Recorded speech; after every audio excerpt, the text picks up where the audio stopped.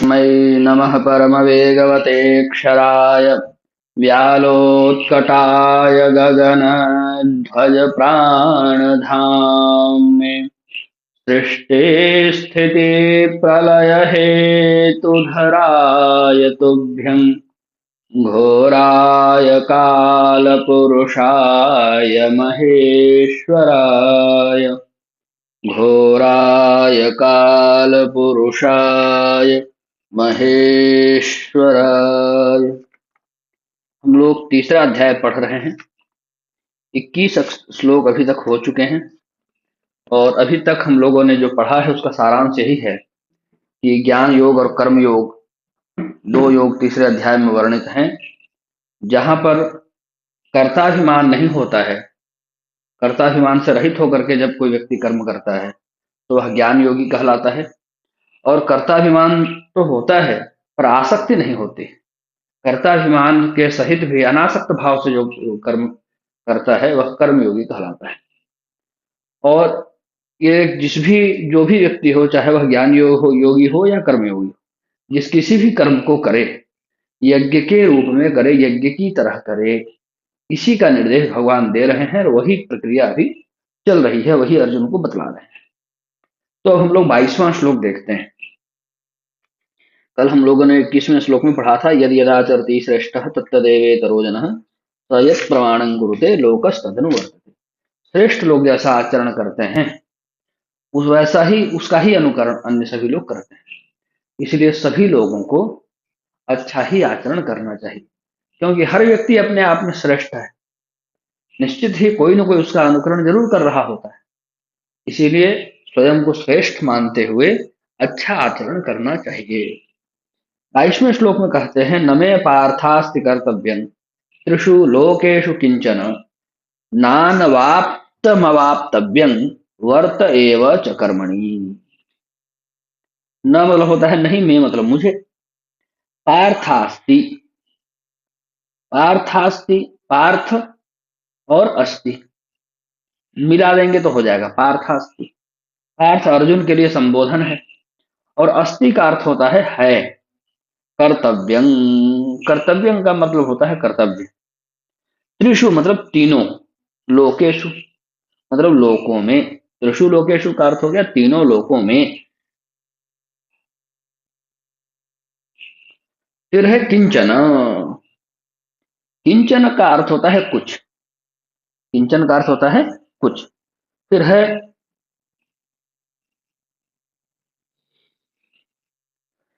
किंचन, फिर न अनवाप्तम, न अनवाप्तम ये शब्द है। फिर अवाप्तव्यम शब्द है। ये तीन शब्दों को मिला दिया जाए, न अनवाप्तम अवाप्तव्यम, तो क्या बनेगा? नानवाप्तमवाप्तव्यम बन जाएगा। न मतलब नहीं, अनवाप्तम, अवाप्ति ही का मतलब होता है प्राप्ति। अवाप्तम मतलब प्राप्तम, जो प्राप्त हो गया है। और वहां अन उपसर्ग लग गया, अन उपसर्ग जो है वो निषेध के लिए लगता है।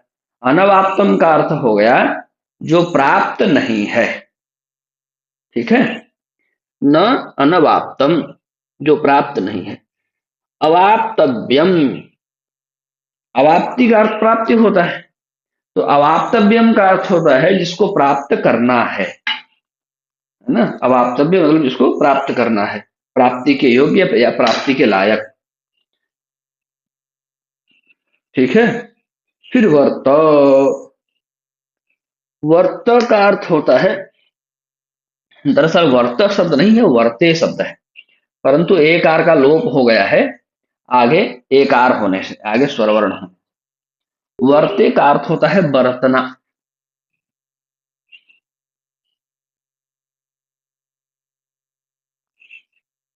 सभी लोग गलत टाइम पे फोन करते हैं।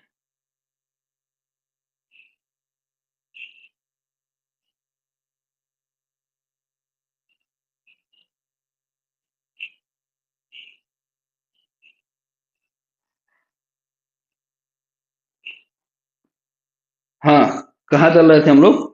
वर्ते, वर्ते का अर्थ होता है बरतना। बरतना मतलब पालन करना। एव मतलब ही, च मतलब और, कर्मणि, कर्मणि मतलब होता है कर्म में। ठीक है, ये आप सभी शब्दों का अर्थ हो गया, पद पदच्छेद हो गया। अब सरलार्थ समझते हैं। तो जब हम सरलार्थ समझेंगे उसके लिए हमको अन्वय करना पड़ेगा, पार्थ को पहले ले आएंगे। पार्थ, हे अर्जुन, पार्थ, हे अर्जुन, न मे कर्तव्यम त्रिषु लोकेषु किंचन, इन तीनों लोकों में मेरे लिए कुछ भी कर्तव्य नहीं है, मैं कर्तव्य से परे हूं। मैं कर्तव्य से परे हूं, कर्तव्य तो उसके लिए होता है ना जिसके ऊपर कुछ नियंत्रण रहे। भगवान स्वयं ही सबके लिए कर्तव्य निर्धारित करते हैं, सबके लिए कर्तव्य बताते हैं, अपने लिए भी वो कर्तव्य निर्धारित करते हैं कि मैं ऐसा करूं। उनके लिए वैसी बाध्यता नहीं है कि ऐसा उनको करना ही है, वो उनके अपने इच्छा पर है, मैं ऐसा करूंगा ऐसा नहीं करूंगा। तो कुछ भी निर्धारित कर्तव्य कर्म नहीं है। तो इसलिए कह रहे हैं न मे पार्थास्ति कर्तव्यम त्रिषु लोकेषु किंचन, इन तीनों लोकों में मेरे लिए कुछ भी कर्तव्य नहीं है। जैसे मनुष्य जब यहाँ आता है इस लोक में, मृत्यु लोक में, तो मृत्यु लोक में आता है तो क्या है उसके लिए नियम कि वो धर्म अर्थ काम और मोक्ष की प्राप्ति के लिए लगे। पहले वय में, जीवन के प्रथम चरण में धर्म की प्राप्ति करे, ज्ञान की प्राप्ति करे, दूसरे चरण में अर्थ की प्राप्ति करे, तीसरे चरण में काम की प्राप्ति करे, और चौथे चरण में मोक्ष की प्राप्ति करे। या इन चारों के लिए अलग अलग आश्रमों के सहयोग से इन चारों चीजों को प्राप्त करें। क्रम का व्यत्यय भी हो सकता है।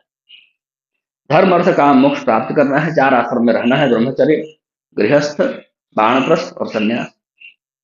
यह मनुष्य के लिए कर्तव्य कर्म है, जीव मात्र के लिए कर्तव्य कर्म है। पर भगवान साधारण मनुष्य तो है नहीं कि इस लोक में आ गए हैं तो उनको इन सब चीजों में बंधना है। वो असाधारण है, वो तो स्वयं भगवान है, समस्त संसार के लिए कर्तव्य का विधान करने वाले हैं। स्वर्ग हो, पाताल हो, मृत्युलोक हो, सब जो कुछ भी लोक है वो सब उनमें ही स्थित है। तो उनका जो भी कर्तव्य है वो तो पहले से सब चल ही रहा है। उनको जो भी करना है, जो कुछ किया जाना है, वह समस्त सब कुछ उनमें ही चल रहा है। तो उनके लिए कुछ भी कर्तव्य है नहीं, वो सब कुछ अपने उनकी इच्छा मात्र से सारे कर्तव्य कर्म संपादित हो जाते हैं। और क्या कह रहे हैं कि कोई कर्तव्य नहीं है तो ठीक है, कुछ भी चीज ऐसा नहीं है जो प्राप्त करने योग्य है। कुछ भी ऐसा नहीं है जिसके लिए, जैसे हम लोग जन्म लेने के बाद विद्या प्राप्ति करते हैं, क्यों? क्योंकि हमारे पास विद्या नहीं है। भगवान के पास विद्या नहीं है क्या? समस्त विद्याएं ही उनसे निकली हैं। उसके बाद हम कहा जाते हैं कि अब विद्या हो गया, डिग्री हो गई, तो अब नौकरी मिल जाए, आजीविका मिल जाए। भगवान के पास आजीविका नहीं है क्या? समस्त संसार का भरण पोषण वो करते हैं,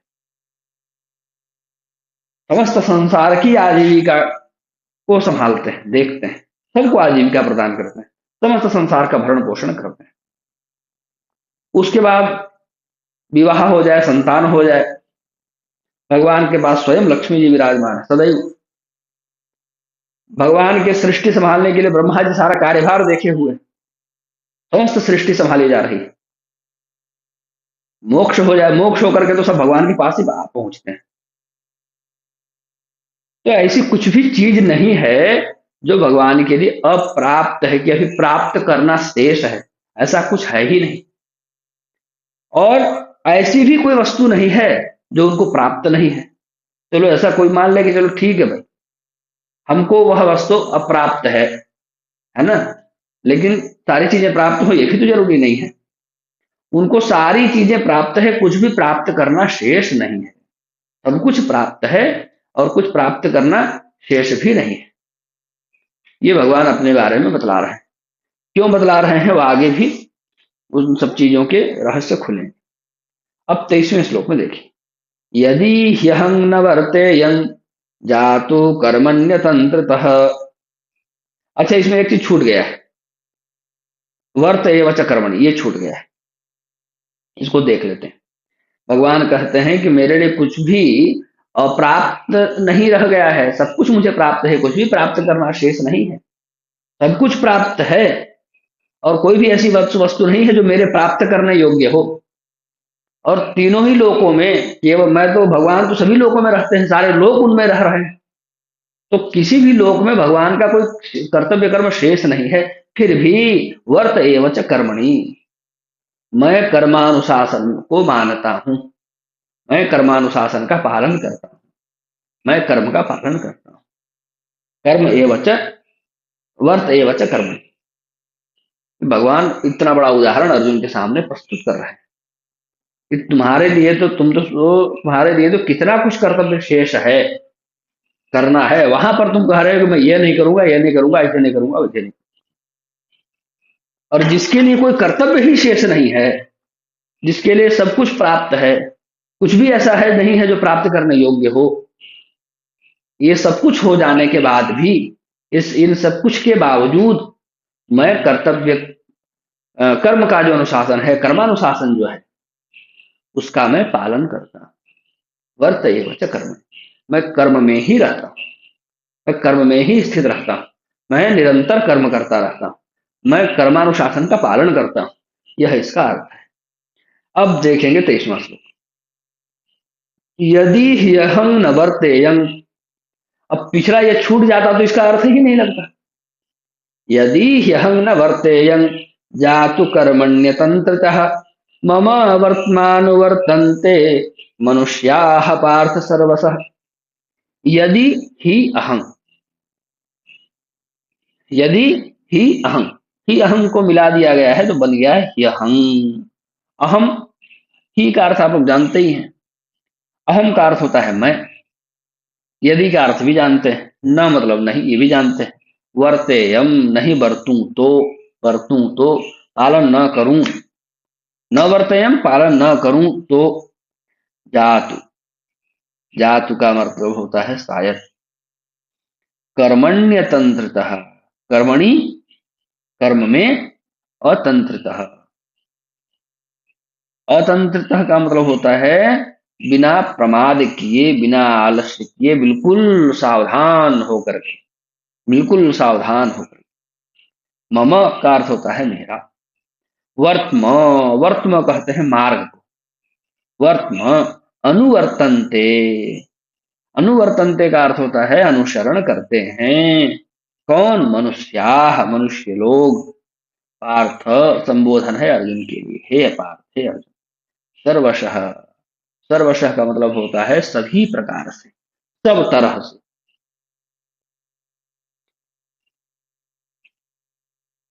ठीक है, तो ये तो हो गया पदच्छेद और शब्दार्थ। अब सरलार्थ को देखते हैं। भगवान कहते हैं मैं तो इन सब के बावजूद कर्म में ही बरतता हूं, कर्म में ही रहता हूं, क्योंकि हे पार्थ, यदि शायद, यदि कदाचित मैं अतंत्रतः, सावधान होकर के कर्मों को न करूं, कर्मानुशासन का पालन न करूं, कर्म में न रहूं, तो मनुष्य सब प्रकार से मेरे ही मार्ग का अनुसरण करेंगे, वो भी वैसे ही बन जाएंगे। पीछे भगवान कह दिए है ना, यद यदाचरति श्रेष्ठ तत्तदेवेतरो जनः सयत् प्रमाणं कुरुते लोकस्तदनुवर्तते। तो मनुष्य क्या सोचने लगेंगे कि इस पूरे ब्रह्मांड में सबसे श्रेष्ठ कौन है? इस ब्रह्मांड को बनाने वाले परम पिता परमात्मा सबसे श्रेष्ठ है, और वो तो कोई कर्म करते नहीं है, किसी अनुशासन में रहते नहीं है, तो मैं तो उनका भक्त हूं, तो मुझे भी कोई कर्म नहीं करना चाहिए, मुझे भी किसी अनुशासन में नहीं रहना चाहिए। ऐसा कह करके ये लोग तो पहले से निकम्मे, आधा मिजाज तो 24 घंटा निकम्मे, निकम्मे बनने में रहता है। तो मैं भी वैसा हो जाऊं, मैं भी वैसा करने लगूं, तो ये तो पूरे निकम्मे हो जाए।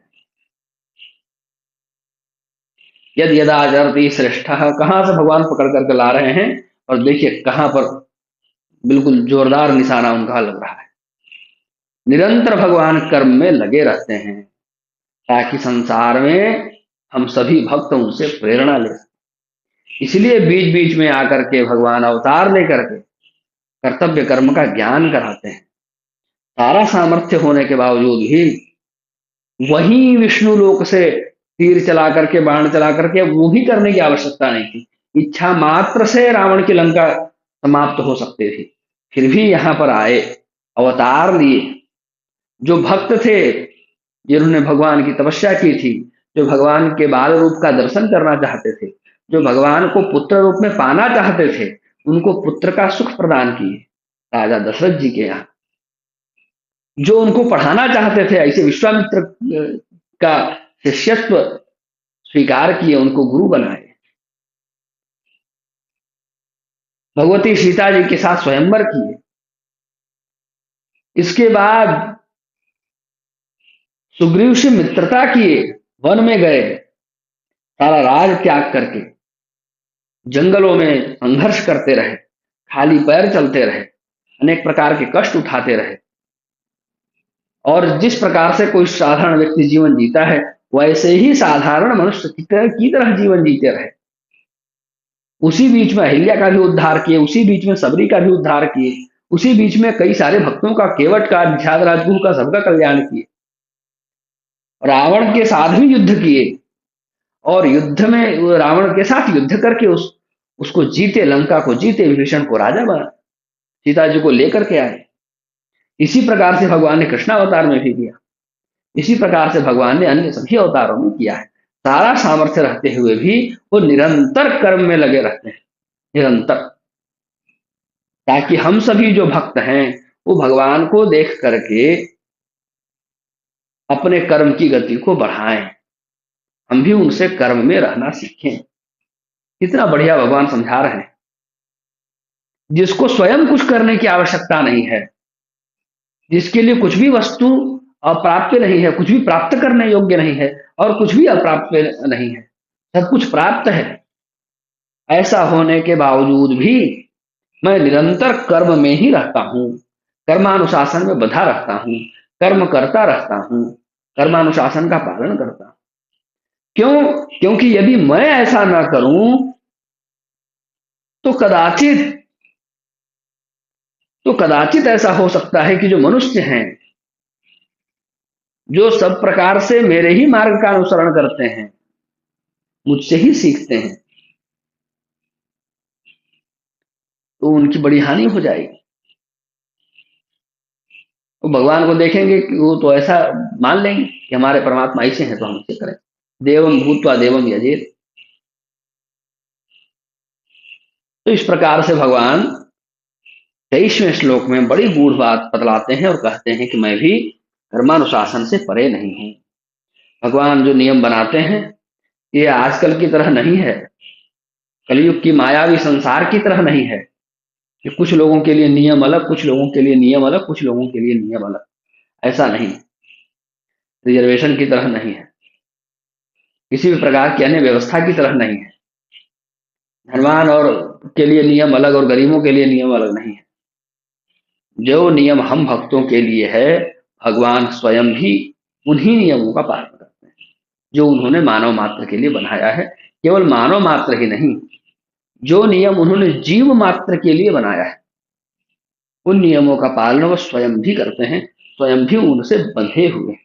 ऐसे हमारे भगवान हैं, और ऐसे ब्रह्मांड में अन्य किसी के भगवान नहीं। ऐसे हमारे भगवान हैं जिनके लिए, भक्त के लिए जो नियम है वही नियम उनके लिए, जो भक्त के लिए नियम है वही नियम अपने लिए है। ऐसे दयालु, ऐसे कृपालु हमारे भगवान हैं। इसीलिए कोई इस प्रकार से नहीं सोच सकता है, इसका कोई स्थान ही नहीं है कि कोई जाए भगवान का, हमारे भगवान को अच्छे अच्छे लड्डू चढ़ाता रहे और पाप कर्म करता रहे और सोचे कि भगवान हमको छोड़ देंगे। भगवान स्वयं भी जहां जिस प्रकार से भगवान लीला करते हैं, जैसे नारद जी के समय हुआ, नारद जी ने कहा कि हमको अपना स्वरूप दे दीजिए, और उन्होंने बंदर का स्वरूप दे दिया। हरि का रूप मांगे थे, हरि का बंदर भी होता है। बंदर का स्वरूप दे दिए। नारद जी क्रोध में आकर के भगवान को श्राप दे रहे हैं, और भगवान उसको सहर्ष स्वीकार भी कर रहे हैं, क्योंकि लीला के लिए, सृष्टि के लिए वह आवश्यक था। उसको स्वीकार करके वो धरती पर आ रहे हैं कि जैसे मैं पत्नी के वियोग से भटका, आपको भी भटकना पड़ेगा। भगवान उसको स्वीकार करके, जब वो कर्म बंधन से परे हैं फिर भी उस कर्म बंधन को स्वीकार कर रहे हैं, वो पाप श्राप आशीर्वाद से परे हैं फिर भी उसको स्वीकार कर रहे हैं, और आकर के पत्नी के वियोग में भटक रहे हैं। इतने इतने सुंदर, इतने दयालु, इतने कृपालु भगवान केवल हमारे ही हैं। संसार में, ब्रह्मांड में किसी अन्य स्थानों पर इसलिए सब चीजें देखने को नहीं मिलती। भगवान ने हम भक्तों के लिए जो नियम बनाया, स्वयं भी उनमें बंधे हुए हैं। इसलिए यह बतलाता है, और यह श्लोक बहुत भक्तों को और संसार के प्राणी मात्र को यह आश्वस्त करता है, सुनिश्चित करता है कि भगवान के यहाँ किसी भी प्रकार का अंधेर नहीं है। ये सब जो दिखता है वो संसार के लौकिक शासन में दिखता है। भगवान के यहाँ किसी प्रकार का अंधेर नहीं। वहां कोई ऊंचा नीचा नहीं है, वहां कोई छोटा बड़ा नहीं है, वहां कोई अमीर गरीब नहीं है। जिसका जैसा कर्मानुशासन, जब भगवान स्वयं बंधे हैं कर्मानुशासन में, तब आप कौन? जब स्वयं भगवान कर्मानुशासन में बंधे हैं तो आप कौन? इसीलिए जो जो कर्म जिसका जिसका है वह कर्म करना होगा, और जो जो कर्म फल है वह कर्म फल भी वैसा वैसा भोगना पड़ेगा। भगवान का भक्त है बोल करके छूट मिलने वाली नहीं है, क्योंकि भगवान छूट देते नहीं। वो स्वयं भी कर्म बंधन से बंधे, स्वयं भी अपने आप को पहले ही कह रहे हैं कि मेरे लिए कुछ भी कर्तव्य कर्म नहीं है, फिर भी मैं इसमें ही बरतता हूं, मैं इसका ही अनुशासन पालन करता हूं। तो जब भगवान स्वयं अनुशासन पालन करते हैं, तो हम भक्तों को भी उसी अनुशासन का पालन करना पड़ेगा, कोई छूट मिलने वाली नहीं है। अब देखिए 24वें श्लोक में क्या कहते हैं। उत्सीदेयुरिमे लोका न कुर्यां कर्म चेदहम शंकरस्य च कर्ता स्यामुपहन्यामिमाः प्रजाः। उत्सीदेयुरिमे लोका, उत्सीदेयु नष्ट भ्रष्ट हो जाए, इमे, इमे मतलब ये, लोका यह लोक, न मतलब नहीं, कुर्याम मतलब करूं, कर्म मतलब कर्म, चेत अहम, चेत अहम तकार हलंत, वो संधि के कारण द बन गया है। चेद अहम संधि होकर के चेद अहम हो गया। अहम मतलब मैं, चेत मतलब होता है यदि, चेत मतलब होता है तो, ऐसा करूं तो ऐसा, तो वहां पर चेत शब्द लगाना पड़ेगा।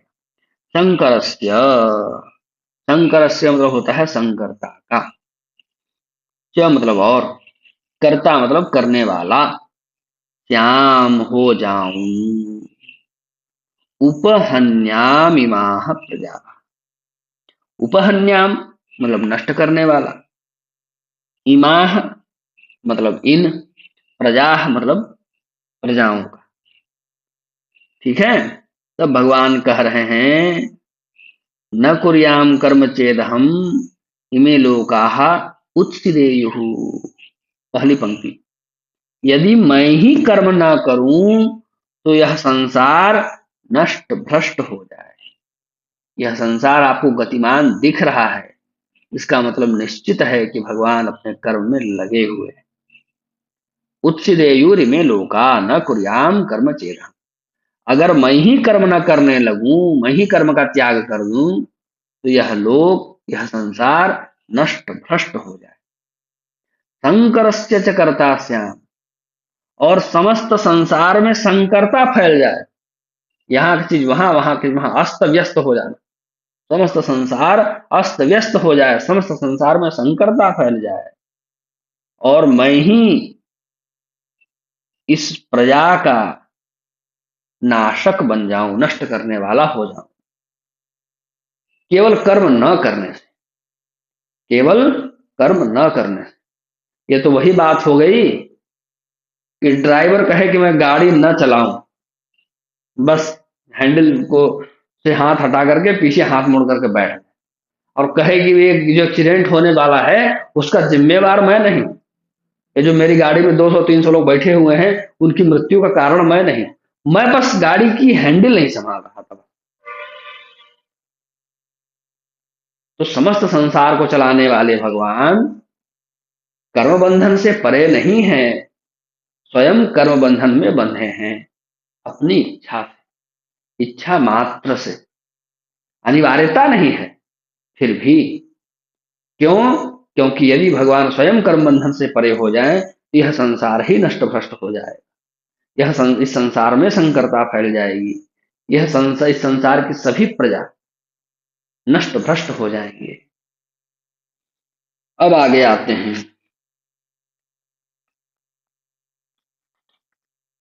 श्लोक संख्या 25। सप्ताह कर्मण्य विद्वांसो यथा कुर्वन्ति भारत, कुर्याद् विद्वांस तथा सक्तश्चिकीर्षुर्लोक संग्रहम्।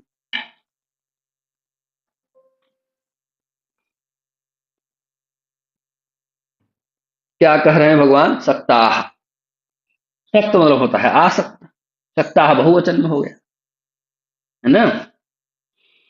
कर्मण्य विद्वांसो, कर्मणि अविद्वांस, इन दोनों को मिला मिला देंगे तो बनेगा कर्मण्य विद्वांसो। कर्मण्य विद्वांस बनेगा, विसर्ग को ओकार हो जाता है संधि के नियम से, तो वही कर्मण्य विद्वांस ही कर्मण्य विद्वांसो बन जाएगा, दोनों में कोई अंतर नहीं। कर्मणि अविद्वांस, कर्मणि मतलब कर्म में, अविद्वांस मतलब विद्वान जो नहीं है ना। विद्वांस शब्द बहुवचन में बनता है, विद्वान शब्द एक वचन में बनता है, विद्वांस शब्द बहुवचन में बनता है। तो विद्वांस मतलब विद्वान जन, और अविद्वांसो मतलब अज्ञानी जन। विद्वांस मतलब ज्ञानी जन, विद्वान लोग, और अविद्वांस मतलब जो विद्वान नहीं है ऐसे लोग, यानी अज्ञानी लोग। यथा मतलब जिस प्रकार से, कुर्वंती मतलब करते हैं, भारत संबोधन है अर्जुन के लिए, हे भारत। कुर्यात, कुर्यात मतलब होता है करे, कुर्यात विद्वांसस तथा सक्तश्चिकीर्षुर्लोक संग्रह। कुर्यात मतलब होता है करे, विद्वांस,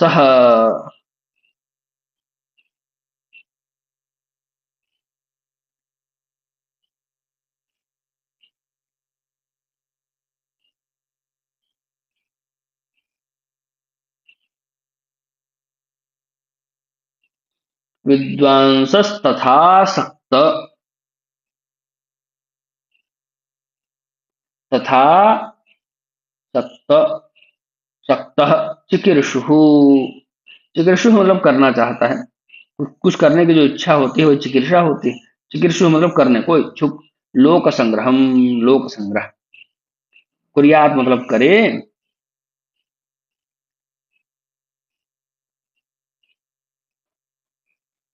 कुर्यात विद्वान तथा, वही मिलकर के विद्वांस तथा हो गया है। कुर्यात विद्वान तथा ऐसा शब्द है, वही संधि होकर के कुर्यात विद्वांस तथा हो गया है। कुर्यात मतलब करे, विद्वान मतलब विद्वान, तथा मतलब वैसा ही। सक्त आसक्त, असक्त आसक्ति से रहित, चिकीर्षु करने की इच्छा, लोक संग्रहम लोक संग्रह करने की इच्छा के साथ। तो अब ये तो सभी शब्दों का अर्थ हो गया, पद पदच्छेद हो गया। सरलार्थ क्या हुआ? तो भारत को हम पहले ले आएंगे, हे भारत, हे अर्जुन। क्या? सप्ताह कर्मणि मतलब कर्म में आसक्त, कौन? अविद्वांस अज्ञानी लोग। कर्म में आसक्त अज्ञानी लोग यथा जिस प्रकार से, कुर्वंती कर्म करते हैं, कर्म में आसक्त अज्ञानी लोग जिस प्रकार से कर्म करते हैं, अब वैसा ही कर्म करना है। कुर्यात करे कौन? विद्वान, विद्वान लोग भी वैसा ही कर्म करे। तथा, तथा भी कर रहे हैं, तथा वैसा ही, वैसा ही कर्म विद्वान लोग भी करें। कैसे? लोक संग्रह चिकीर्षु, लोक संग्रह की कामना के साथ उसी प्रकार का कर्म करें। कौन? असक्त, आसक्ति से रहित। कौन ऐसा आसक्ति से रहित? विद्वान लोग, विद्वान तथा आसक्त, असक्त है विद्वान, आसक्ति से रहित जो विद्वान है वो भी लोक संग्रह की इच्छा के साथ वैसा ही कर्म करें। ठीक है, एक बार और समझ लीजिए। जिस प्रकार, हे भारत, पहले संबोधन हो जाएगा, हे भारत, कर्म में आसक्ति रखने वाले अज्ञानी लोग जिस प्रकार से कर्म करते हैं वैसा ही कर्म आसक्ति से रहित विद्वान लोग भी लोक संग्रह की कामना के साथ कर्म को करें। क्यों ऐसा भगवान कह रहे हैं? इसलिए कह रहे हैं कि जो आसक्ति नहीं रखते हैं, जो आसक्ति से रहित विद्वान लोग हैं, वो लोग यदि कर्म का त्याग कर देंगे, वो लोग यदि कर्म का त्याग कर देंगे तो उनकी देखा देखी जो अन्य आसक्ति वाले लोग हैं वो भी कर्म का त्याग करने लग जाएंगे,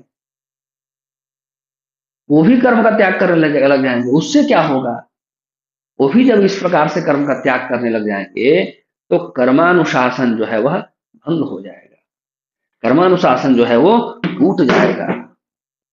तो भगवान का यह कहना है कि जो कर्म बंधन से परे हो गए हैं अथवा जिनको कर्मों के प्रति आसक्ति नहीं है, अनासक्ति हो गई है, वैसे लोग भी अनासक्त भाव से ही सही लेकिन कर्म बंधन में बंधे रहें, कर्म करते रहें, ताकि जो आसक्त लोग हैं उनको भी कर्म करने की प्रेरणा मिलती रहे। क्योंकि उनको तो इसका ज्ञान है नहीं, यह इन्होंने जो कर्म का त्याग किया है वो अनासक्त भाव से किया है, वो उस अनासक्त भाव को प्राप्त कर चुके हैं, इसलिए उन्होंने ऐसा किया है।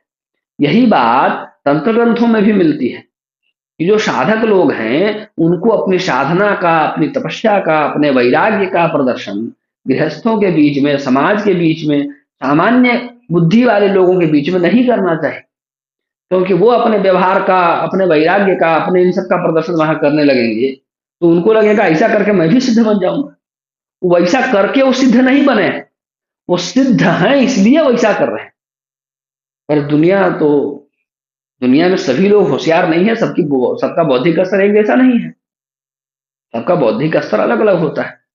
आप लोग को याद होगा जब शक्तिमान चलता था तो कितनी न्यूज आती थी कि कोई छत में खड़ा होकर शक्तिमान बचाव करके कूद जा रहा है, कोई गोल गोल घूमते घूमते कूद जा रहा है शक्तिमान शक्तिमान कर।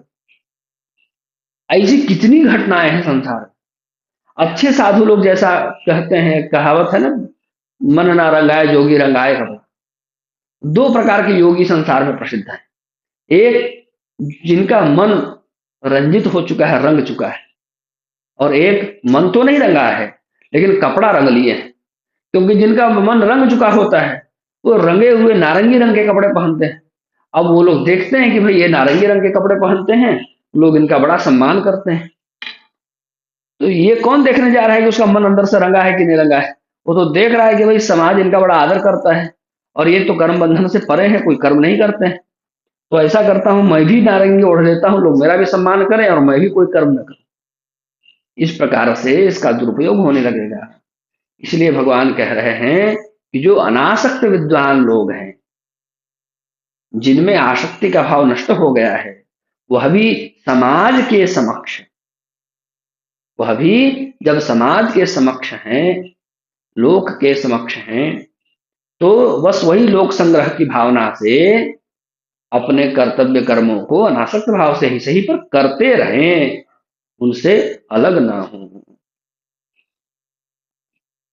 फिर अगला श्लोक देखिए 26वां। न बुद्धि भेदं जनयेदज्ञानां कर्म संगिनां जोषयेत् सर्वकर्माणि विद्वान युक्तः समाचरन्।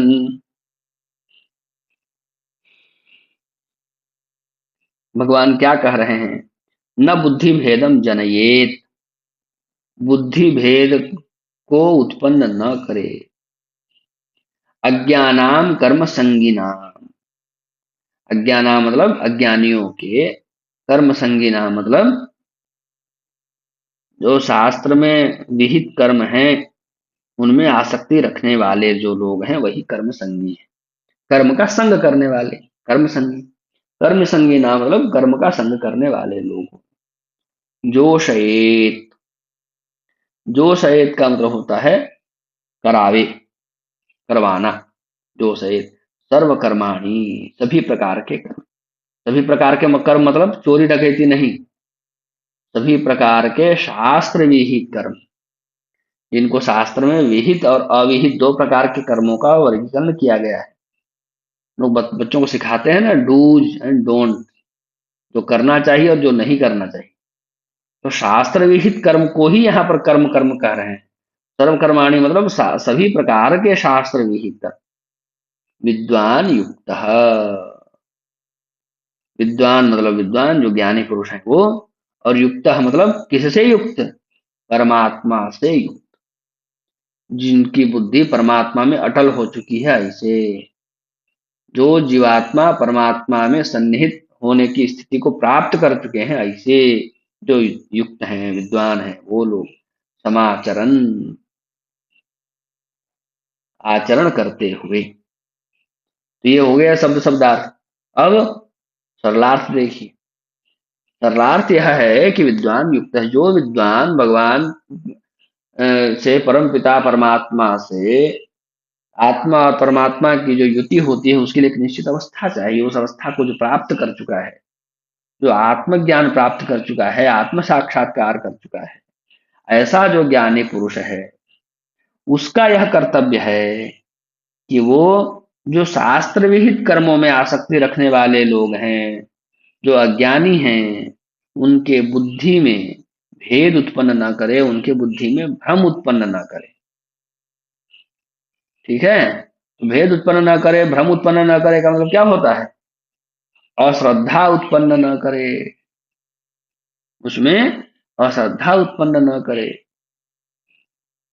बल्कि स्वयं ही शास्त्र विहित कर्म करे। और जब वो स्वयं ही शास्त्र विहित कर्म करेगा तो दूसरे लोग भी उसको देख करके करेंगे।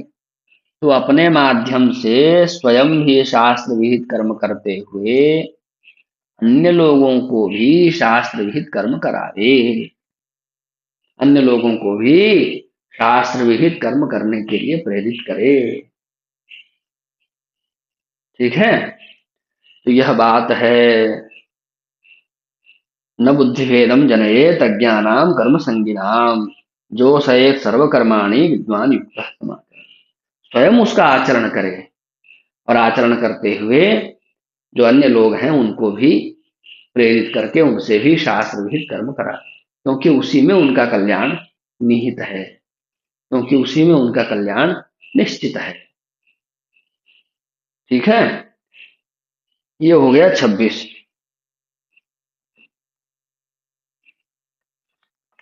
27 देखिए। प्रकृते क्रियमाणानि गुणैः कर्माणि सर्वशः अहंकार विमूढ़ात्मा कर्ता हमिति मन्यते। अब आगे भगवान ज्ञानी ज्ञान योग के संबंध में भी कुछ कुछ बताएंगे। अभी तक तो विशेष रूप से कर्म योग के बारे में ही बोल रहे हैं, अभी तक विशेष रूप से कर्मयोग के बारे में ही बोल रहे हैं। अब ज्ञान योग के बारे में भी कुछ कुछ चीजें भगवान आगे बताने वाले हैं। प्रकृते है, प्रकृति में क्रियमाणानि, जो किए जा रहे हैं वो, गुणै ही कर्माणि सर्वशः, गुणै मतलब गुणों के द्वारा, कर्माणि मतलब सभी प्रकार के कर्म, बहुवचन में है, सर्वशः मतलब सब प्रकार से।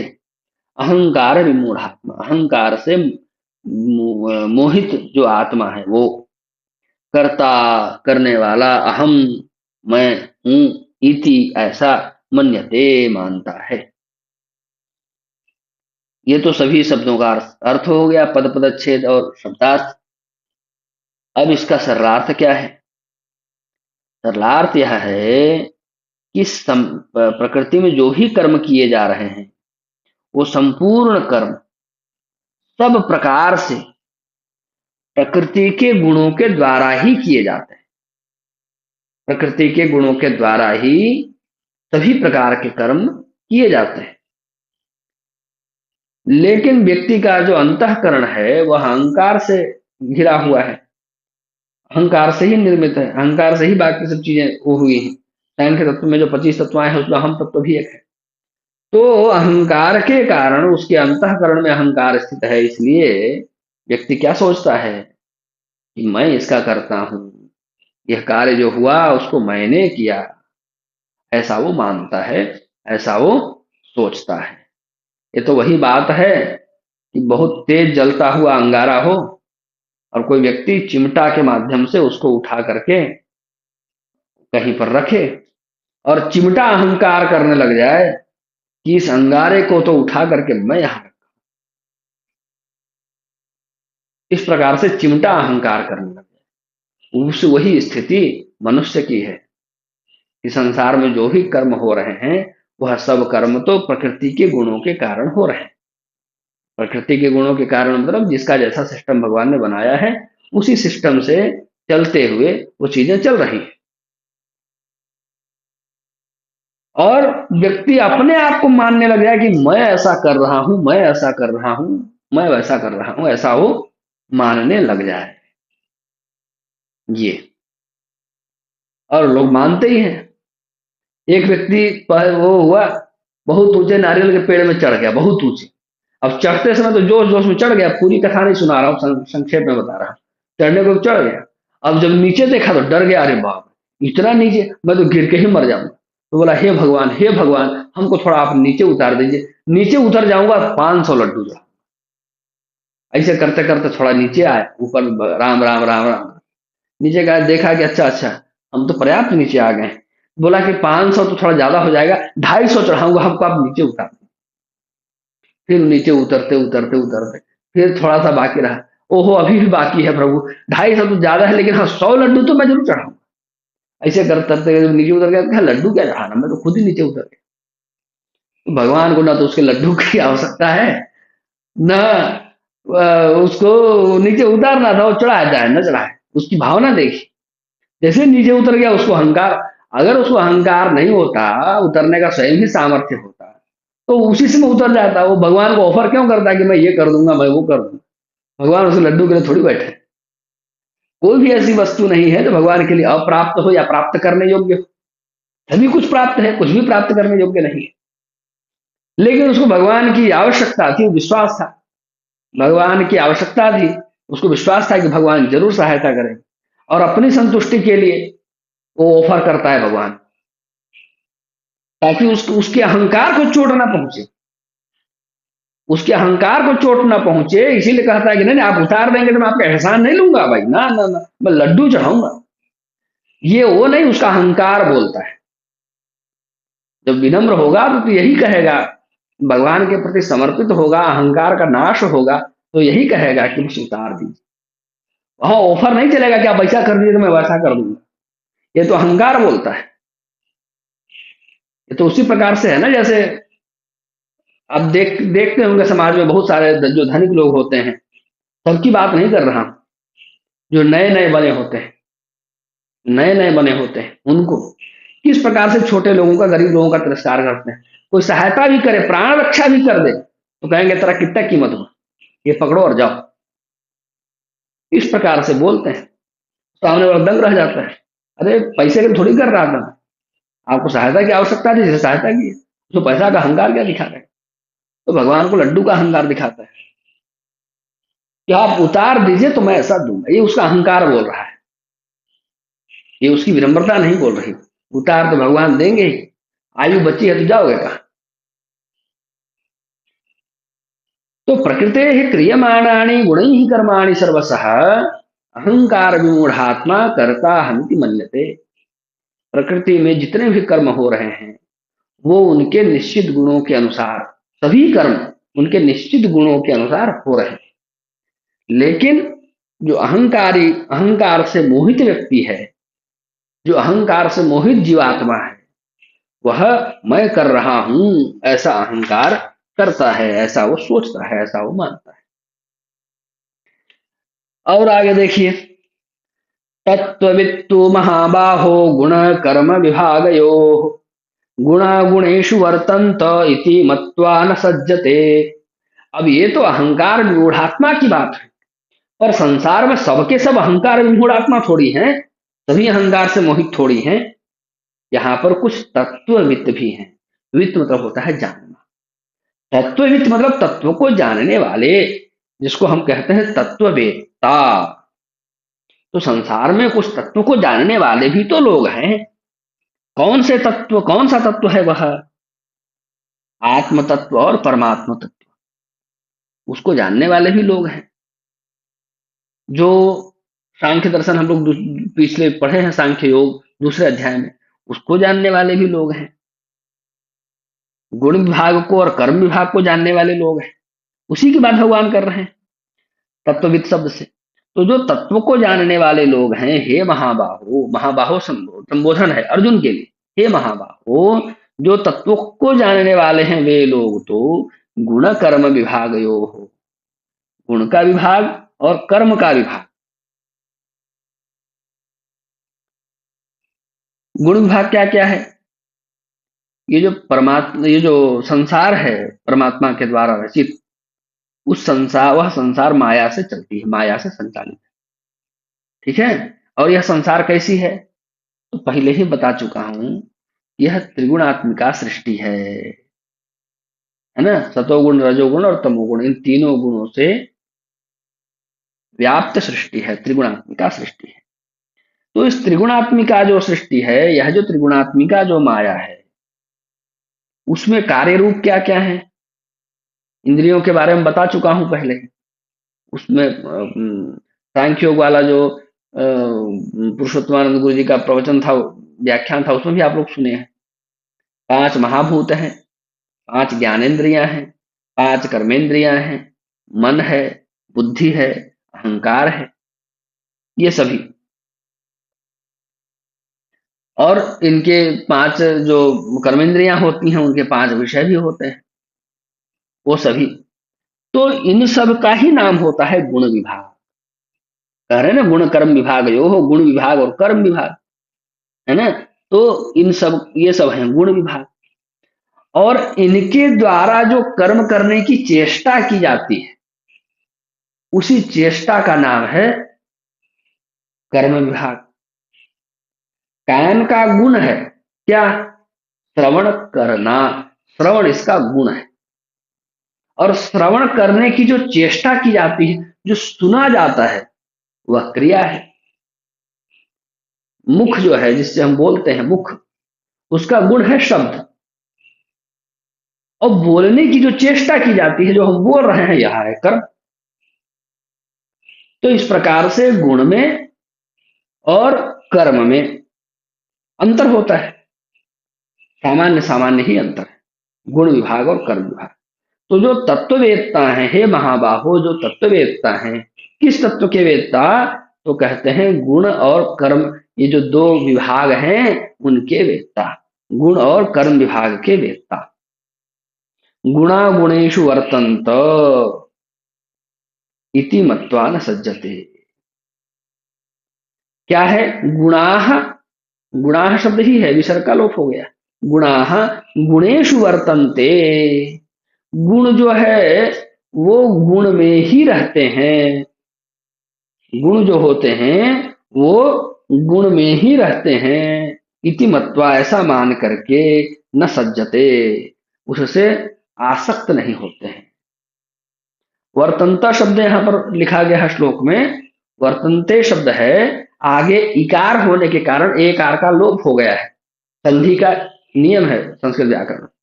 तो उसके कारण जब श्लोक लिखेंगे तब तो वर्तनता ही लिखेंगे, जब अर्थ करेंगे तब वर्तनते ऐसा करके अर्थ करें। वर्तनते इति मत्वा न सज्जते, ऐसा मान करके वह उनसे आसक्त नहीं होता है। ठीक है। तो जो कुछ भी चीजें हो रही हैं, अब चूंकि सृष्टि ही जो है त्रिगुणात्मिका है, और सारे जो कार्य होते हैं वो उनके उनके गुणों से संचालित होते हैं, इसलिए उनको देख करके वो मोहित नहीं होता है। वो उनके रहस्य को जानता है, वो उनकी चीजों को समझता है। शुरू शुरू में जब मैं इधर प्रवेश किया था, तो जो कुछ भी फलादेश करता था तो बड़ी उत्सुकता होती थी कि भाई क्या हुआ, इसका इसका क्या हुआ। मैंने ऐसी भविष्यवाणी की, अच्छा इतनी भविष्यवाणी सत्य हो गई, अच्छा इसमें कुछ त्रुटि रह गई है, इसको ऐसे बोलना था, इसको ऐसे करना था, ये वाला ऐसे, ये सब चीजें। अब जब हजारों कुंडलियां देख चुका हूं तो उसका रहस्य समझ में आ गया है। उसका रहस्य ये समझ में आ गया है कि ऐसा योग है तब तो ऐसा होना ही है, और निश्चित है। तब उसमें किसी भी प्रकार का आश्चर्य नहीं होता है, बिल्कुल भी नहीं। पढ़ाता हूँ जब छात्र लोग देखते हैं, जब कहीं भविष्यवाणी करता हूँ तो जो परीक्षक है वो देखते हैं, तो पूछते हैं कि आपको कभी ऐसा लगता है कि आप जो बोल रहे हैं वो सच होगा कि नहीं होगा। वास्तविकता तो यह है कि यदि मेरे मन में ऐसा थोड़ा भी आ जाए कि मैं जो बोल रहा हूं वो सच होगा कि नहीं, तो मैं कुछ बोल ही नहीं पाऊंगा, मैं कुछ भी भविष्यवाणी कर ही नहीं पाऊंगा। दरअसल मैं भविष्यवाणी करता ही नहीं, मैं सिर्फ यथार्थ बतलाता हूं। अब चूंकि वो घटना अभी घटी नहीं है, घटने वाली है, तो आप या सुनने वाला या मानने वाले मान लेते हैं कि भविष्यवाणी। हम तो उसको यथार्थ ही बोलते हैं, क्योंकि उनके नियम शास्त्र में लिखे हुए हैं। उस नियम को हम परस्पर मैच करते हैं और बतला देते हैं कि भाई ऐसा है। अब बतला दिया वैसा है तो वैसा है, उसको कोई भविष्यवाणी बोले कोई कुछ बोले। तो उसी प्रकार से आश्चर्य बिल्कुल नहीं होता है, उसमें किसी प्रकार की आसक्ति नहीं होती है, उसमें कुछ भी क्यूरोसिटी नहीं होता है, क्योंकि पता है कि ऐसा ही होना है। तो हम अपने ओर से 100% आश्वस्त रहते हैं, क्योंकि उन सब रहस्यों को आप समझ पा रहे हैं। तो इस संसार में जो गुण है, जो कर्म है, उन सभी विभागों को जो ठीक प्रकार से जान रहा है, देख रहा है, महसूस कर रहा है, वो जानता है कि यह घटना, यह कर्म इसलिए हो रहा है क्योंकि उसका गुण वैसा है, क्योंकि उसकी क्रिया वैसी है, क्योंकि उसका कर्म वैसा है। तो इस रहस्य को जानने के कारण वह उनसे मोहित नहीं होता। ठीक है, फूल खिला है, सुंदर चमक रहा है, फूल खिला है, सुंदर चमक रहा है, उसको तोड़ेगा नहीं, क्योंकि उसके रहस्य को जानता है। और जो रहस्य को नहीं जानेगा, वो तोड़ करके चलेगा आगे कि मेरे पास होना चाहिए। खिला है तो क्या, इतना सुंदर कैसे खिला है, उसको तोड़ेगा, रखेगा, देखेगा। और जिनको इसमें इन सब प्रकृति का ज्ञान है, खिला है तो खिला है, अपनी जगह रहने दो, सुंदर देखे, आगे बढ़ जाए। दोनों के व्यवहार में अंतर आ जाएगा, दोनों की क्रियाओं में अंतर आ जाएगा, दोनों की जीवन शैली में अंतर आ जाएगा। एक तत्व से जान रहा है, एक तत्व को नहीं जान रहा है। एक प्रकृति के रहस्यों को समझ रहा है, एक प्रकृति के रहस्य को नहीं समझ रहा है। दोनों के व्यवहार में अंतर होता है। जो प्रकृति के रहस्य को समझ रहे होते हैं, जो आत्म तत्व और परमात्म तत्व के रहस्य को समझ रहे होते हैं, विशेष रूप से जिस भगवान ने जो 28वें श्लोक में उल्लेख उल्लेख किया, जो गुण और कर्म के विभाग को समझ रहे होते हैं, वो कभी भी इसमें मोहित नहीं होते, क्योंकि वो जानते हैं कि जो गुण है वो गुण में रहेगा ही रहेगा। गुणाः गुणज्ञेषु गुणाः भवन्ति, ते निर्गुणम प्राप्य भवन्ति दोषाः। ऐसा कोई श्लोक संसार में सुभाषितानि प्रचलित है। जो गुणवान व्यक्ति है उसके अंदर तो ऐसा गुण होगा। तो गुणवान व्यक्ति यदि कोई आचरण करता है अच्छा, तो उसको देख के कोई आश्चर्य थोड़ी करता है, ये तो भाई अच्छा विद्यार्थी है तो ऐसा करेगा। जो दुष्ट विद्यार्थी है या कोई दुष्ट व्यक्ति है, उसका जब आचरण बदल जाता है तो लोग माथा पीट लेते हैं, डाउट करने लगते हैं, शंका से देखने लगते हैं, ये आदमी हाय राम, हाय हो दादा, ये ऐसा कैसे करने लगा। वो डाउट हो जाता है, इधर उधर कानाफूसी होने लग जाती है, ये तो ऐसा नहीं था, ये तो ऐसा था, ये ऐसा कैसे हो गया।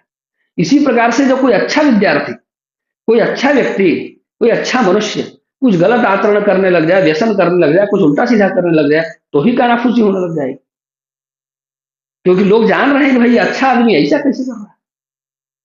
और वही व्यक्ति जब अपना नेचुरल व्यवहार में होता है, वास्तविक व्यवहार जैसा उसको जान रहे होता है वैसा होता है। अच्छा आदमी जब अच्छा आचरण करता है तो कोई आश्चर्य नहीं करता, बुरा आदमी जब बुरा व्यवहार करता है तो लोग कोई आचरण नहीं करता।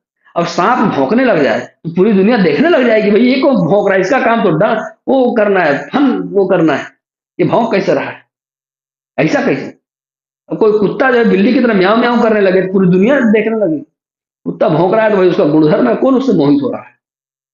उसी प्रकार से जो संसार के गुण और कर्म के विभाग को के रहस्य को जानते हैं, वो इनकी क्रियाओं को देखकर मोहित नहीं होते, क्योंकि वो जानते हैं कि भाई ये गुण है तो ये गुण तो गुण ही में रहेगा। गुण तो गुण में रहता ही रहता है, इसलिए उससे मोहित नहीं होते हैं, उससे आकृष्ट नहीं होते हैं। ये कहने का तात्पर्य है। अब इन छोटे मोटे उदाहरणों से सब गंभीर विषयों को समझाने का वो नहीं है, बस हृदयंगम हो जाए विषय वस्तु, इसलिए इन सब छोटे छोटे उदाहरण लेता हूँ। नहीं तो इन गूढ़ विषयों में से छोटे मोटे उदाहरणों का कोई ज्यादा प्रयोजन नहीं। अब हम लोग बढ़ते हैं 29वें श्लोक की ओर। क्या है? प्रकृतेर्गुण सम्मूढ़ा सज्जन्ते गुण कर्मसु तान कृत्स्न विदो मंदान कृत्स्न विन्न विचालयेत। प्रकृतेर्गुण सम्मूढ़ा, प्रकृते मतलब होता है प्रकृति के, गुण सम्मूढ़ा मतलब होता है गुणों से बहुत ज्यादा मोहित। सम उपसर्ग लग गया ना, मूढ़ मतलब मोहित हो गया, सम्मूढ़ा बहुत ज्यादा मोहित। किसमें? गुण कर्मसु, गुणों में और कर्मों में। तान मतलब उनको। अकृत्स्न विदः, अकृत्स्न विदः मतलब होता है पूरी तरह से नहीं जानने वाला। अब विदः बहुवचन है तो हो जाएगा नहीं जानने वाले। मंदान, मंदान मतलब होता है मंद बुद्धि वाले जो लोग हैं, अज्ञानी जो लोग हैं वो। कृत्स्नवित, कृत्स्नवित मतलब होता है पूरी तरह से जानने वाले। कृत्स्न मतलब होता है संपूर्ण, वित्त मतलब जानना। कृत्स्नवित मतलब संपूर्ण रूप से जानने वाले। न विचालयेत, विचलित न करे। ये तो इसके सब पद पदच्छेद हो गए शब्दार्थ। अब क्या इसका सरलार्थ हुआ? सरलार्थ यह हुआ कि जो प्रकृति के गुणों से बहुत ज्यादा मोहित हैं, ऐसे जो मनुष्य हैं, जो गुणों में और कर्मों में आसक्त रहते हैं, ऐसे जो मनुष्य हैं, ऐसे जो लोग हैं जो पूरी तरह से नहीं समझते हैं गुण और कर्म के विभाग को, ऐसे जो मंद बुद्धि अज्ञानी लोग हैं, उन लोगों को इस कर्म और गुण विभाग के रहस्य को पूरी तरह समझने वाले लोग डिस्टर्ब ना करें, विचलित ना करें, उनको उनकी गति से चलने दें, उनको उनकी गति में चलने दें। ठीक है, तो यह भी बहुत काम का श्लोक है। तीसरा अध्याय का तो जो भी श्लोक उठाता हूं वही बहुत लगता है कि इसमें तो सारा खजाना भरा हुआ है। और उसके भी कई सारे कारण हैं। हर व्यक्ति का अपना सामर्थ्य है। बात तो ठीक है कि संसार में सबको मोक्ष मिल जाना चाहिए, पर हर व्यक्ति की उसमें रुचि नहीं होगी। और वही बात है, जिसकी रुचि नहीं है उसको जबरदस्ती, इंजीनियर बनना नहीं है, जबरदस्ती माँ बाप दबाव डालेंगे तो होगा क्या? उसका भविष्य अंधकार में हो। प्रकृति ने जिसको जिस योग्य बनाया है उसको उसी में रहने दीजिए। यही पिछले श्लोक से भी ये जुड़ रहा है। प्रकृति क्रियमाणानि गुणैः ही सर्वाणि कर्मश। गुणैः ही, देख लेता हूं एक बार कहीं कुछ गलती ना हो जाए।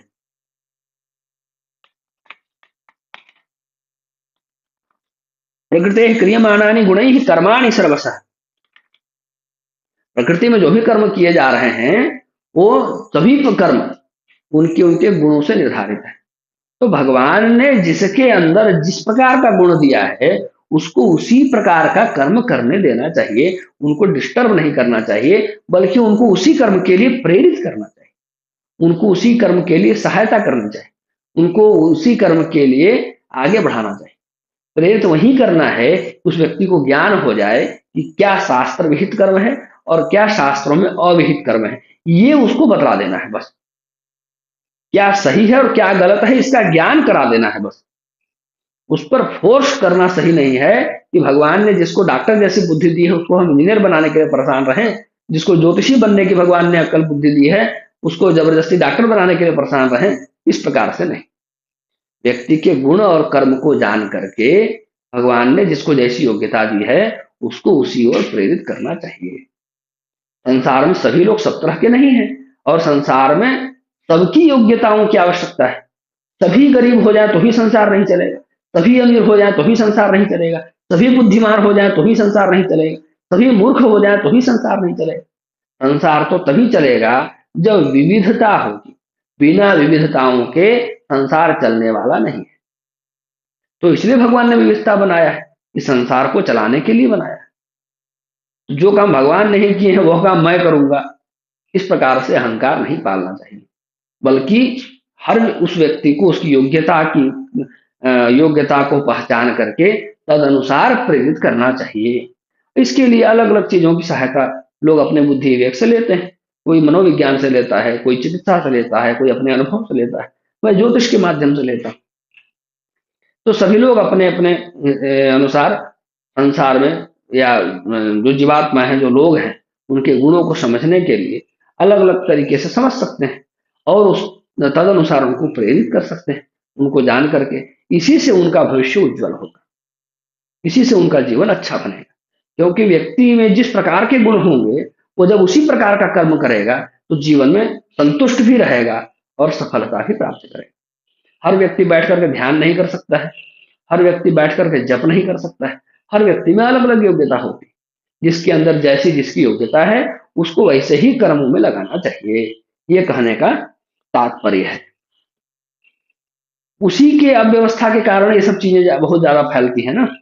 संसार में सबकी रुचि नहीं है पढ़ने की, फिर भी एक कल्चर बन गया है कि बस हो गया है, स्कूल में डालना है। अब स्कूल में डालना है सो तो ठीक है कि भाई डाल दो, पर कम से कम देखिए कि परीक्षा के परिणाम कैसे आ रहे हैं, पढ़ने में कितनी रुचि ले रहा है। अब जब पढ़ने में रुचि नहीं लेगा तो होगा क्या?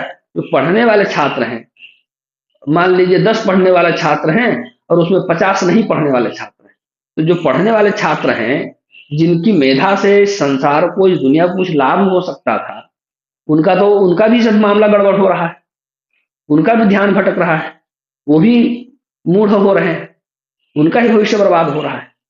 और जो पढ़ने वाले नहीं है पर पढ़ाई में बुद्धि नहीं है, चल रही है, इसका मतलब ऐसा नहीं है संसार में किसी चीज में उनकी बुद्धि नहीं चलती। उनके अंदर जो अन्य क्षेत्र में कुछ करने की अच्छी प्रतिभा थी, उस प्रतिभा का भी नाश हो रहा है। मतलब देश का, राष्ट्र का, समाज का डबल नुकसान हो रहा है। तो कहने का तात्पर्य, ये तो एक उदाहरण दिया पढ़ाई लिखाई का, ऐसे लगभग सभी सेक्टर में इस प्रकार की चीजें हैं। जो भगवान के द्वारा जिसके अंदर जिस प्रकार की योग्यता दी गई है, उस व्यक्ति का स्वयं का भी यह कर्तव्य है कि वह उस प्रकार की योग्यता को जान करके, समझ करके तदनुरूप आचरण करे। आजकल के बच्चे लोग क्या करेंगे, 10वीं पास करने के बाद, अरे हमारा मित्र साइंस ले रहा है तो खुद भी साइंस ले लेते। माता पिता नहीं नहीं नहीं, कॉमर्स क्यों पढ़ेगा, आर्ट्स क्यों पढ़ेगा, साइंस पढ़े। योग्यता है कि नहीं, रुचि है कि नहीं, चाहता है कि नहीं, ये तो देख लीजिए। अब जबरदस्ती करा दिए किसी प्रकार से किया, फिर 2-4 साल उधर आईआईटी की तैयारी में बर्बाद हो गया, उधर संतुष्टि नहीं मिली तो फिर कहीं से ग्रेजुएशन करा दिए, फिर 4-5 साल बर्बाद कर दिए। इसको आईएएस बनाएंगे, आईपीएस बनाएंगे। रुचि भी तो उस प्रकार से होनी चाहिए, सामर्थ्य भी उस प्रकार से होना चाहिए, गुण भी उस प्रकार से होनी चाहिए। संसार को देख करके, दूसरों लोगों को देख करके ये सब चीजें कितनी उचित हैं, उसके कितने परिणाम हैं, वो सब समाज के सामने है। उसमें कुछ भी कहने बोलने की आवश्यकता नहीं। इसी प्रकार से संसार के सभी क्षेत्रों में व्यक्ति अपने आप से ही हिसाब करे, अपने आप में ही सबसे पहले चिंतन करे कि भगवान ने मुझे क्या योग्यता दी है और मैं किस प्रकार से इस समाज के लिए, भगवान के द्वारा रचित इस सृष्टि के लिए उपयोगी हो सकता हूं, भगवान के किस उपयोग में मैं आ सकता हूं। यह स्वयं निर्णय व्यक्ति करे। सबसे पहले अपने बारे में चिंतन करे, फिर अपने आसपास के बारे में चिंतन करे और बिना किसी को डिस्टर्ब किए आगे चले, तब चीजें ठीक होती हैं। नहीं तो समाज में कई प्रकार की विकृति आती है। बड़े बड़े लोग आकर के दिखावा कर देते हैं टीवी में, कोई इधर शादी कर रहा है, कोई उधर कर रहा है, कोई डेस्टिनेशन मैरिज कर रहा है। अब मध्यम वर्गीय परिवार जिसका सामर्थ्य नहीं, देख लिया, हो गया प्रलोभन, हो गया प्रेरित हो, वो भी अपनी क्षमता नहीं देखेगा, हैसियत नहीं देखेगा, इधर कर देने के उधर कर देने के, ऐसे करके उस प्रकार से लोग आचरण करने लगते हैं। बाद में देखिए उसका क्या दुष्परिणाम निकल करके आता है। तो ये सब बहुत विचारणीय विषय है आजकल के समय में। उन सभी विषयों के बारे में एक ही श्लोक पर्याप्त है, इन सभी चीजों को आईना दिखाने के लिए। एक ही श्लोक, श्लोक संख्या 29, तीसरा अध्याय, 30वां श्लोक देखिए। मयि सर्वाणि कर्माणि सन्नयस्याध्यात्म चेतसा निराशीर निर्ममो भूत्वा युध्यस्व विगत ज्वरः। मयि मतलब होता है मुझ में, सर्वाणि मतलब सभी, कर्माणि मतलब कर्म, तन्नय तन्नयस्याध्यात्म चेतसा, तन्यस्य अर्पण करके, अध्यात्म चेतसा, अध्यात्म चेतसा का अर्थ होता है जो परमात्मा के ऊपर अपने चित्त को लगाया हुआ है, परमात्मा के ऊपर लगे हुए चित्त के द्वारा, अध्यात्म चेतसा। फिर क्या है? निराशिर निर्ममो भूत्वा, निराश ही, निराशी मतलब आशा से रहित, जिसको कुछ भी आशा नहीं है, वो निराश ही। निर्ममो, निर्ममो मतलब ममता से रहित, भूत्वा मतलब हो करके, ये सब उसमें जुड़ जाएगा। युद्धस्व, युद्धस्व मतलब का अर्थ होता है युद्ध करो। विगत ज्वर, विगत ज्वर, ज्वर का अर्थ होता है संताप, और विगत मतलब चला गया, जिसका संताप चला गया है वो विगत ज्वर है। ये तो सभी पद पदार्थ हो गए, शब्दार्थ हो। अब सरलार्थ क्या है? भगवान कह रहे हैं कि मैं जो अंतर्यामी परमात्मा हूं, ऐसे मुझ में जिसका चित्त लगा हुआ है, ऐसा व्यक्ति जिसका चित्त मुझ में लगा हुआ है, वह व्यक्ति उस चित्त के द्वारा सभी प्रकार के कर्मों में, सभी कर्मों में, सभी कर्मों को, यह कर्माणि, कर्मों को द्विवचन है, सभी कर्मों को क्या करे? मुझ में ही अर्पण करे। मई सन्नयस्य, मुझ में ही अर्पण कर दे। और अर्पण करने के बाद क्या? दे दिया तो दे दिया, अब उससे आशा रहित हो जाए और उससे ममता रहित हो जाए, उससे किसी प्रकार का लगाव न रहे। दे दिया तो दे दिया, आगे बढ़ो। और उससे संताप से रहित हो जाए, और क्या करे? युद्ध करे। ऐसा किसके लिए है? अर्जुन के लिए उपदेश है। भगवान कह रहे हैं कि तुम मुझ में अपने चित्त को लगा करके उस चित्त के द्वारा संपूर्ण कर्मों को मुझे ही अर्पण करो, और आशा से रहित होकर के, ममता से रहित होकर के, संताप से रहित होकर के युद्ध करो। ठीक है? ये अर्जुन के लिए भगवान का उपदेश है। 30 श्लोक हो गए हैं, मुझे लगता है समय भी हो ही गया होगा। हाँ, समय भी हो ही गया है। तो अब इस कक्षा को हम लोग यहीं पर विराम करते हैं। किसी का कोई प्रश्न हो तो उसका स्वागत है, और नहीं तो शांति हाँ मंत्र के साथ हम लोग कक्षा को हाँ विराम कर सकते हैं। बोलिए। हाँ पाठक जी, एक प्रश्न नहीं, एक छोटा सा ऑब्जर्वेशन था। हम्म। अध्याय 30 का जो अभी हमने श्लोक पढ़ा, क्या ये कहीं ना कहीं श्रीमद् भगवत गीता का जो आखिरी श्लोक है उससे मिलता जुलता है? ऐसा कुछ लग रहा है। सर्वधर्मान परित्यज्य परित्यज्य वाला जो आता है, ऐसा कुछ माम देख एकम के लगा। शरणम व्रज, अहम त्वा सर्व हाँ पापेभ्यो मोक्षयिष्यामि। हाँ हाँ, जी, हम्म। वही वैसे ही वैसे ही। तो हम्म। क्या ये दोनों का अर्थ सेम है, या वो एकदम ही आखिरी में आ रहा है तो वो उसका अर्थ थोड़ा अलग जा रहा दोनों है? में साम्यता तो है ही। जी हम्म। जी। दोनों में साम्यता है।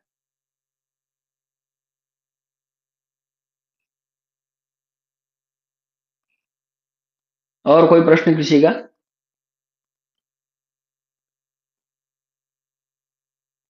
समाप्त करें। जी गुरु।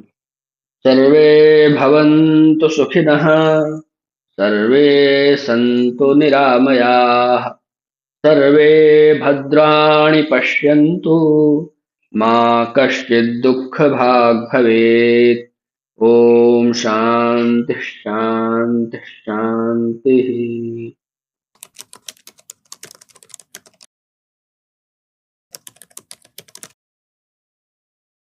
श्रीमते रामचंद्राय नमः।